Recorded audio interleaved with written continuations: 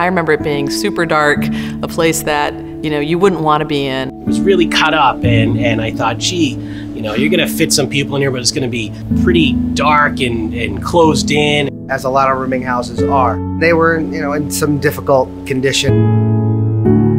There were a lot of units in very small amounts of space. They were in modest repair, but they needed quite a bit of attention. In my capacity on the police department, particularly as a detective, I spent quite a bit of time in that building. I can recall in one particular night, we actually did 4 separate search warrants in the building the same night for drugs.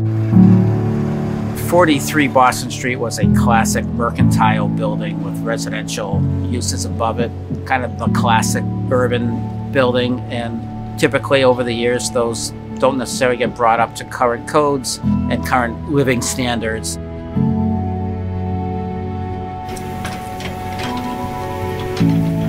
That was a brick building, so it needed a lot of steel and some seismic reinforcing for earthquake.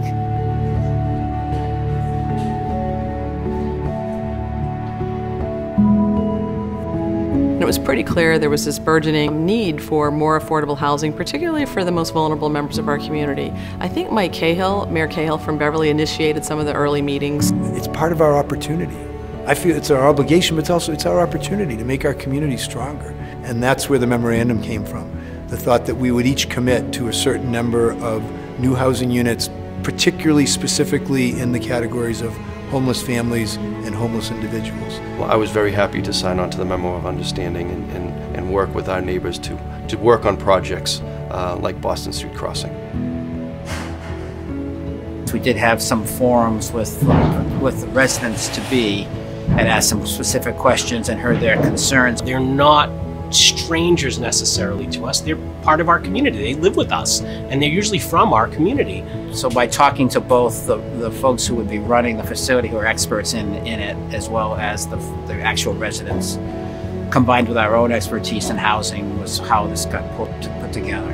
So the City of Salem has been excellent, including the neighbors, the various boards and committees, and funding. The alchemy that this is a little bit complicated, but it is critical public policy and critical partnerships that result in the end game, which is 26 people who were formerly homeless end up regaining their independence and carrying that forward. I can't say enough about Harborlight, both the tenacity of Andrew to sort of find properties, stick with them. These are hard projects to finance, to put together, the acquisition cost, the financing to make the construction work, and then the operational subsidies going forward long term are really 3 separate projects in and of themselves. It's way harder to do a project like this than to do your typical private sector new construction or renovation project. I don't know that a lot of people realize that.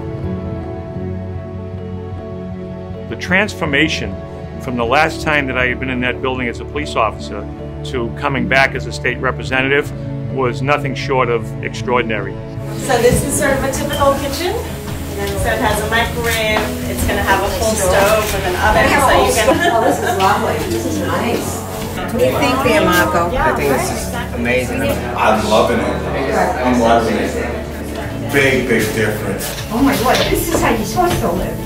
Pretty good. Yeah. To see somebody now move into a home, there's not a better feeling than that.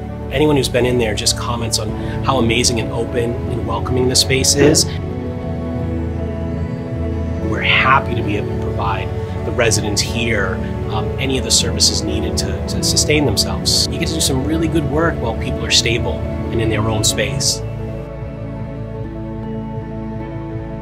It was pretty inspiring, and to the extent that you needed reinforcing for all the effort that everybody put into making the project happen, to feel good about it, you got it on that day for sure. We have heard from them how meaningful it is to be in a place that is just absolutely beautiful, and each room has a window, which is awesome. You know, they get to have their own window. That's amazing for someone who's just lived in a homeless shelter for a long period of time. So these walls have seen their share of tragedy, they've seen their share of heartache, and just being here again, looking at the transformation, all I see now from those bad things, all I see now is possibilities.